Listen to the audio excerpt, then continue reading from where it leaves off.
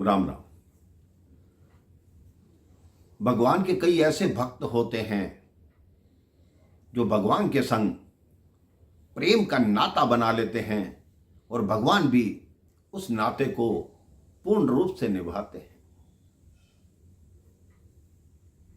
वृंदावन में एक साधु अपनी कुटिया में रहा करते थे। वो भगवान श्री कृष्ण को अपना छोटा भाई मानते थे। वो प्रातः उठते, भगवान श्री कृष्ण के मस्तक पर हाथ रखते, आप ठीक हो, ठीक रहना, जो मन हो खाऊं खिलाऊंगा, आप चिंता मत करना, तुम्हारा बड़ा भाई यहां बैठा है।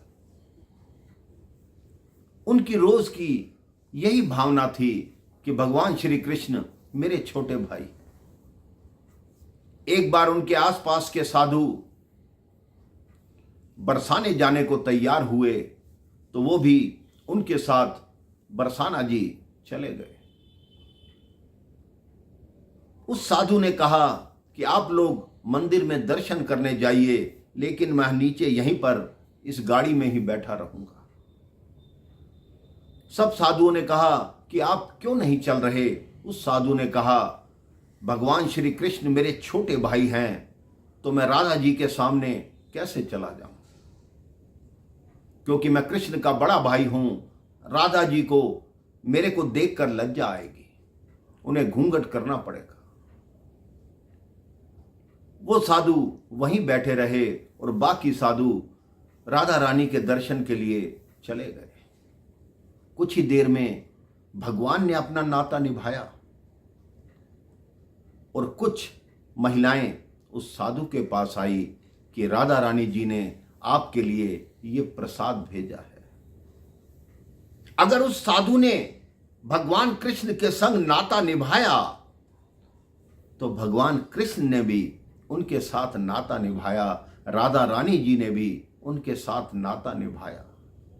राधा रानी जी को यह ज्ञात हो गया कि एक भक्त नीचे बैठा है जो कान्हा जी को अपना छोटा भाई समझता है। उसके लिए विशेष रूप से प्रसाद की व्यवस्था की।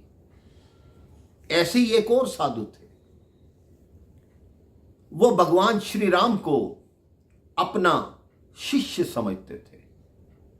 उन्होंने अपनी कुटिया में भगवान श्री राम की मूर्ति रखी हुई थी और उनको रोज अपनी कुटिया में पढ़ाते थे। उन्होंने एक बोर्ड लगा रखा था, उस पर रोज एक मंत्र लिखते और बोलते कि राजा के लड़के हो, कुछ पढ़ लो, पढ़ोगे नहीं तो जीवन कैसा होगा, अच्छे से पढ़ लो, इसको पढ़ो। कई बार वो राम जी पर छड़ी भी उठा लेते थे कि अगर नहीं पढ़ोगे तो मैं छड़ी से पीटूंगा। और आप चमत्कार देखिए, भगवान की वो मूर्ति कांप जाती थी। कई वर्ष हो गए उस साधु को भगवान श्री राम को शिक्षा देते हुए।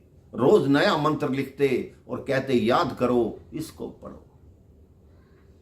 कुछ दिनों बाद उनके आसपास के साधु ने बोला, चलो रामनवमी का उत्सव है, प्रभु श्री राम के मंदिर में चलते हैं। उन्होंने मूर्ति से कहा कि मैं 2 दिन के लिए जा रहा हूं, अपना पाठ याद करते रहना। प्रभु का नाता निभाने का ढंग देखिए। जैसे ही उस साधु ने राम मंदिर में प्रवेश किया, भगवान श्री राम का मुकुट नव गया, नीचे को झुक गया। मां जानकी के चेहरे पर अपने आप घूंघट आ गया।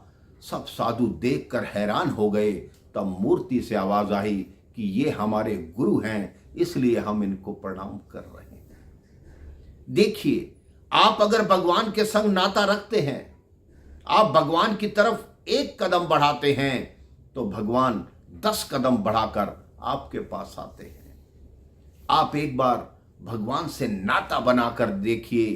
कभी भी मन में कोई पीड़ा हो, कोई दुख हो जो किसी को नहीं कह सकते, इस संसार में किसी को नहीं बता सकते, आप एक बार सच्चे मन से भगवान के सामने बैठकर अपने मन की जितनी पीड़ा है, जितना दुख है, भगवान को सुना दीजिए। आपकी आंखें अगर भरी हुई हैं तो आंसू बहाने हैं तो भगवान के आगे बहाइए। आप देखिए, आपकी सब पीड़ा दूर हो जाएगी और आपका जो दुख है वो सुख में बदल जाएगा। अपने जीवन में हमेशा याद रखिए कि भगवान हर पल हमारे साथ हैं। हमारी हर इच्छा का जो पूर्ति होती है वो भगवान करते हैं, सब उन्हीं के हाथ में हैं। वो जगन्नाथ हैं, वो विश्व के पालन पोषण करने वाले हैं, सारे संसार को सुखी करने वाले हैं। राम राम, जय श्री राम।